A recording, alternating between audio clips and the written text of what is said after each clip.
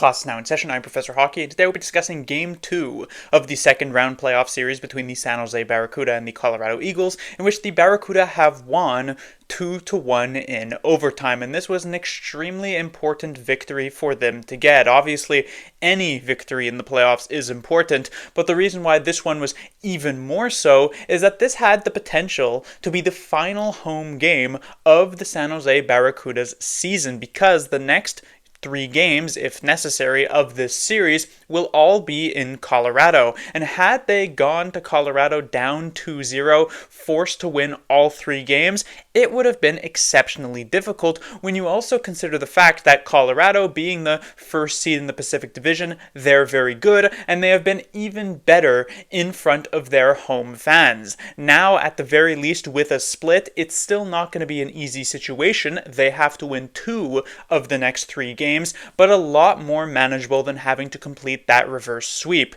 And so, a split at home, it's not optimal, but it's where they needed to be after losing Game 1.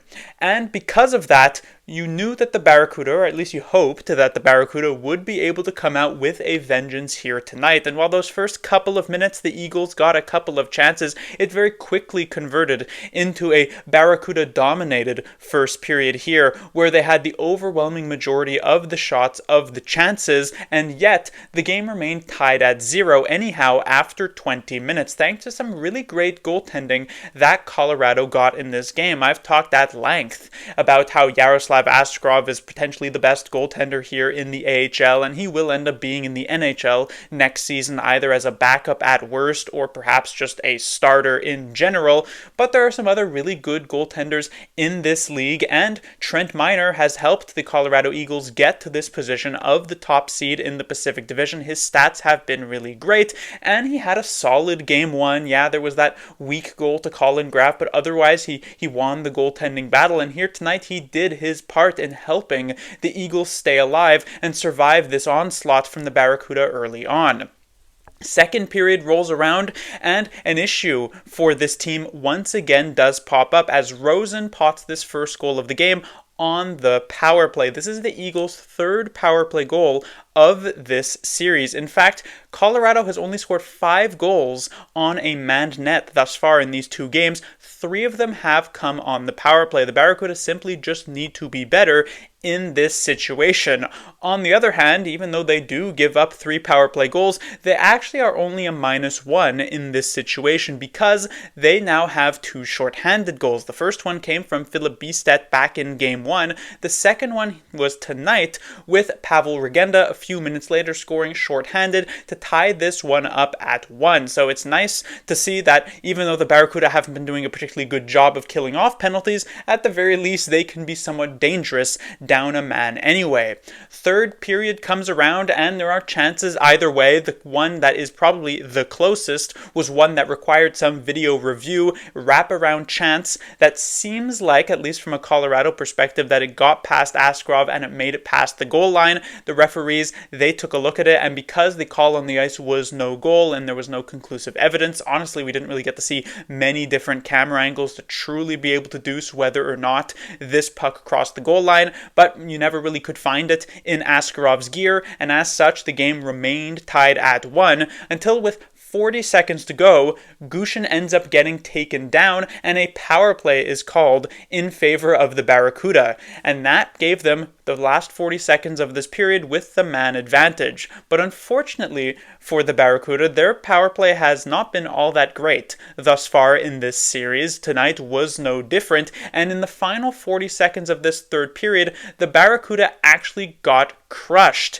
Just mere seconds after this power play even began, the Eagles got a 2-on-1 shorthanded break that could have potentially ended the game right then and there, and the rest of the power play did not really improve all that much from that point onward until the period actually ended. A very disappointing look for what could have been a key moment to end this game in regulation without requiring the overtime. But to the Barracuda's credit, in the intermission here prior to the post-regulation play beginning, it does seem as though the team was able to calm down a little bit and really get it through their minds that they have the talent, they have the skilled players on their top power play unit to be able to make a play happen. And so once this overtime does start, outside of a small bit of hesitation there as Cagnoni sends a pass into the skates of an Eagles player, that caused a little bit of a delay. Once they sort of worked their rush chance up the ice, some good combinations between Colin Graf and Danil Gushin creates an opening here for Gushin. He makes the move, some chaos occurs in front of the net, and it eventually ends up going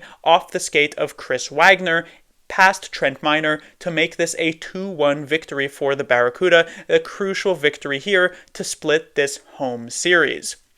Now, having said that, if you take a look at the goals that the Barracuda have scored thus far in this series, they have 5 of them, but 2 of them are shorthanded. 1 has come on the power play, 1 has come 6-on-5, meaning they only have a single 5-on-5 goal thus far in this series. And that 1 5-on-5 goal was the one from Graf last game, which was an extremely lucky bounce that would be very difficult to actually recreate. Otherwise, they don't actually have a solid 5-on-5 chance. And while it does seem as though there are more penalty calls in these AHL playoffs than you are expecting in the NHL playoffs, for instance, it is still the case that at the very least 3/4 of the game is played 5-on-5. The Barracuda need more goal scoring in this area if they want any chance to actually compete against the Eagles when they are in that 3-game stretch in Colorado. Otherwise, this will not end up being that long of a series. That 5-on-5 goal scoring does need to come out. Moving on to the players to talk about, we have the Barracuda's top line here. We'll start off with Danil Gushin. I had mentioned in the previous game that he clearly showed himself to be one of the most skilled players on the ice. I was simply just looking for him to be a little bit more engaged, and perhaps I shouldn't have been that surprised that he came out the gate looking maybe not his best, because he had been sick. He missed the first 2 games of these playoffs, both of the games against the Ontario Reign, so maybe it was kind of a slow ramp up, as I had suggested there, and indeed that was the case. I thought Gushin was a good bit better here tonight. He was showcasing that skill still, as we saw when he drew the penalty late in the third period and then created this goal for himself on the power play at the end of this game to end it with the game winner. But just consistently being a bit more physically involved, trying to kind of throw the body a little bit. Obviously, he's not the biggest player, but attempting to at least be somewhat physical in these situations. I thought Gushin definitely played a step-up game from the previous one. When it comes to Colin Graf, I have mentioned already multiple times in the past that my expectations for Colin Graf as a player were rather high coming into these playoffs, just simply because he had played a large chunk of games in the NHL this season, and I thought he would use that experience to kind of take over these games in the AHL. That hasn't quite happened, and it still hasn't happened here tonight, but I'm kind of going to lower my expectations at this point. Maybe that was me thinking way too highly of this player. It is still the playoffs. The Colorado Eagles, as a team, were the first place team in the Pacific Division. They have a rather experienced roster as well. This is not just a bunch of young rookie talent. This is a good amount of veterans on this team who have been in positions like this before. So Graf, if you don't hold him to those extremely high expectations that I have, he's generally been pretty good, and that was once again the case here tonight. He's involved, he's creating chances. Not only did he get that key game winner against the Ontario Reign to win that series,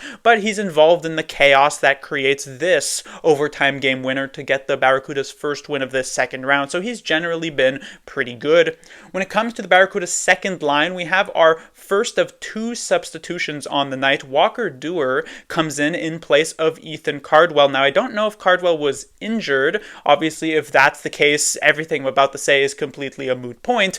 But if he is not injured, and this is actually performance-based, it is an interesting substitution being made by McCarthy. Obviously, Walker Duehr has been a pretty good player for the Barracuda, so they're not just bringing in some random guy to replace Ethan Cardwell in this lineup. Duehr is rather solid in this position, but it is still a bit of a surprise RBIs. Cardwell was one of the highest scoring players on the Barracuda, but after we saw his performance in Game 1, I had mentioned that he looked a little too much overexcited, so to speak, that he was trying just a bit too hard, and he needed to kind of calm himself down. So indeed, if this is a performance-related scratch, and he's watching up from the press box, maybe this is the type of message that John McCarthy is trying to send to Cardwell as a way of sort of reining him in somewhat and saying, like, we gotta start playing the right way. You have to not try to be the hero in every single situation. Just do your part and it'll all work out. That seemed to be perhaps the message here. When it comes to the other player on this line, of course, we do have Philip Bystedt. I had mentioned in the previous game that he just needed to play a bit faster, and that didn't quite happen here tonight. Obviously, it's not a change that's going to occur overnight. It's not just like a small issue as much as it is like a bigger thing, and we saw that just in the first 5 minutes of this game on an early Barracuda power play. He holds onto the puck just too long in his own zone. A player converges on him and then he tries to make a pass. It gets blocked. It causes a few seconds to be killed off the clock, and then at the end of that power play, he's in the defensive zone. He holds onto the puck too long. Coverage comes in on him and then he gives this puck away. He just needs to be playing with more pace. He just needs to be quicker, because when he does have the puck, you can see there is talent here. There is skill. This isn't just some rando on this lineup. This is a player who can be contributing to your lineup. We see him be effective in terms of creating shorthanded chances for himself. He scored that goal in Game 1. He can put himself into dangerous positions. It's just about he needs to play with more urgency. When it comes to the final player on this line, I do want to talk about Pavel Regenda, and I did not mention him in Game 1 because, as I had said, I really want to focus more so on the younger guys who can be like participants on the Sharks roster within the next year or the next couple of years. But Regenda did do a very good job of showing off in this game, and unlike someone like Scott Sabourin, who's a little bit aged out of this category and you see more so as like a constant AHL guy, Regenda is actually only 25 years old. That's a little bit older than what I would consider a prospect, but not so old that I think he's completely outside of the San Jose Sharks window.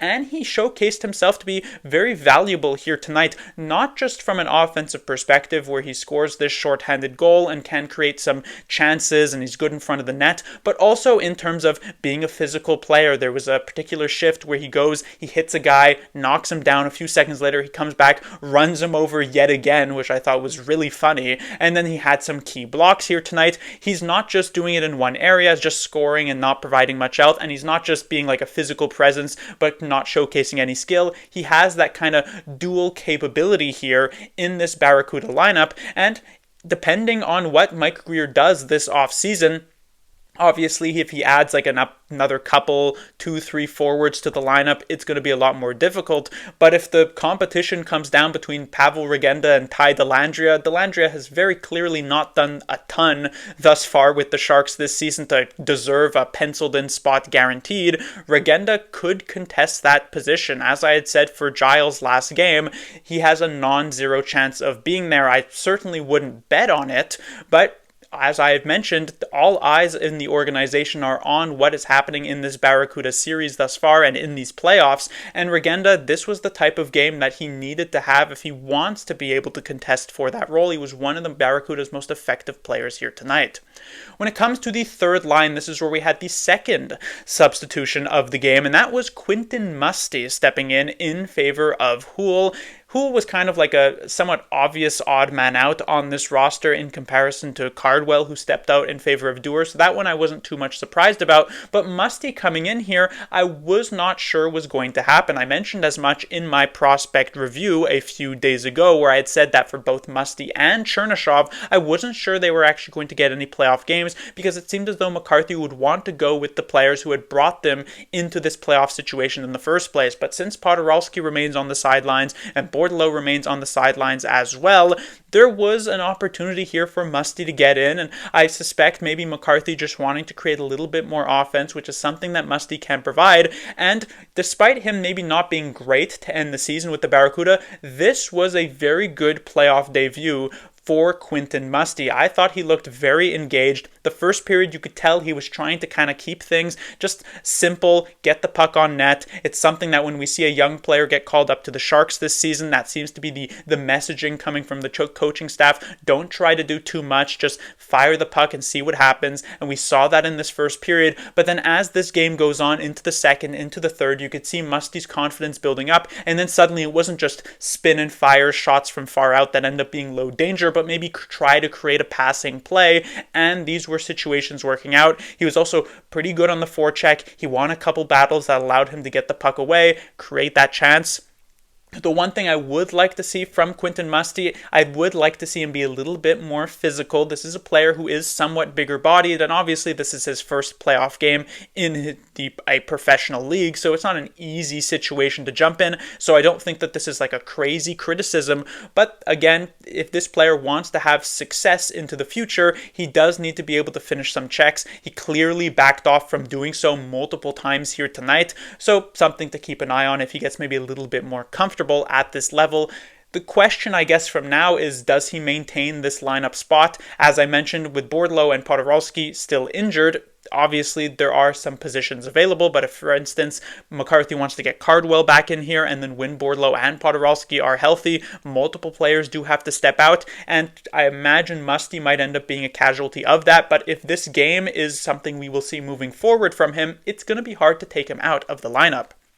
When it comes to the two other players on his line, Zach Ostapchuk, I wasn't a big fan of him in that first game. He made a couple of very huge errors during that first period for the Barracuda, and he generally didn't provide much of anything. Here tonight, I do think at the very least he looked somewhat more engaged in this game, thought he skated with more purpose, but that's basically the only positive thing I can really say about Zach Ostapchuk. There still wasn't anything to get excited about, and as I said in my previous review, it's fine if you're just a low impact fourth liner in the NHL, because that's kind of what you expect from him, but to be a low impact bottom six player in the AHL as well starts to make you question why this player was acquired in the first place.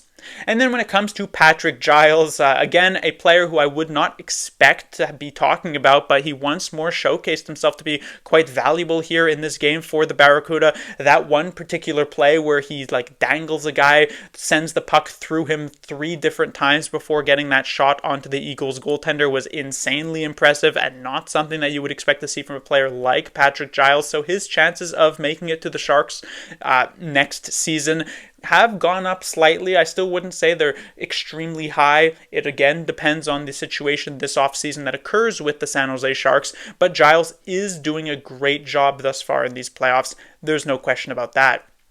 And then I just want to briefly talk about, on the fourth line here, Scott Sabourin. I mentioned that he was very useful for the Barracuda in Game 1 against the Colorado Eagles with that physicality and also some offensive as well. But here tonight, it was quite clear that he had crossed the line. He takes 3 minor penalties in this game. One of them, goaltender interference, just completely unnecessary. And especially with how deadly the Eagles have been on the power play in this game, it's just something that you don't want to be doing. But really, the bigger thing was when he trips up a player on the Eagles. This ends up being a call, no big deal. But then in frustration, he has the puck here. The whistle has gone. It seems like the end of it. And he fires the puck at the guy who's on the ice. This is just an unacceptable play from Scott Sabourin. If the shoe was on the other foot here and it was an Eagles player firing the puck at Colin Graff lying on the ice after getting tripped up, I would obviously, and many Barracuda fans would be completely irate in that situation. So with Scott Sabourin doing it, it's just, you cannot be pulling this one off. It's a really, really bad look for this player. Very unhappy to see that get done.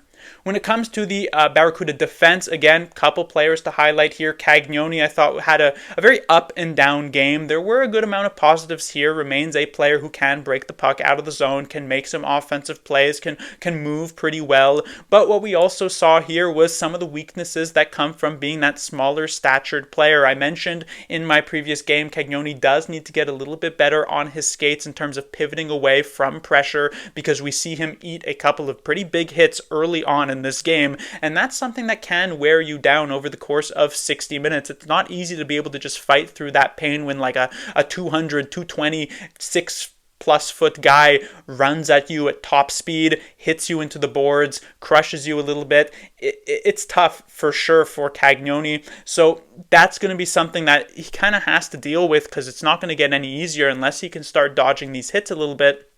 And so that was somewhat of a problem here in this game. There were also a few moments in which he did lose his defensive positioning.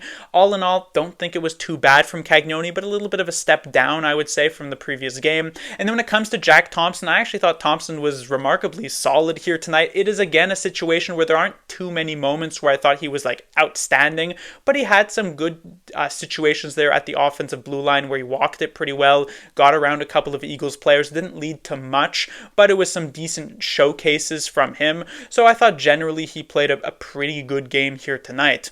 And then finally we have Yaroslav Askarov, and I mentioned back in game 1 that Askarov needs to, or I've mentioned it honestly pretty much every single Barracuda video I've talked about, that Askarov needs to be the MVP for the Barracuda to have a chance on every given night. And in that first game against the Eagles, he really wasn't. He was decent-ish, but honestly not that great, and that ends up causing this loss. But here tonight he was fantastic. He lets in just the one goal here, which was on just an extremely well-placed shot from Rosen. Otherwise, he was a wall. He shut things down. And with the Barracuda struggling immensely to score 5-on-5 goals, as I mentioned earlier on, this needs to continue. And then especially when you consider the fact that going to Colorado, you're playing in a pretty a tough environment. The Eagles have been exceptionally good at home thus far this season in the AHL. Askarov will need to be at this level pretty much in every single one of those games for the Barracuda to have a chance. He can do it. He has the capability. He is extremely skilled.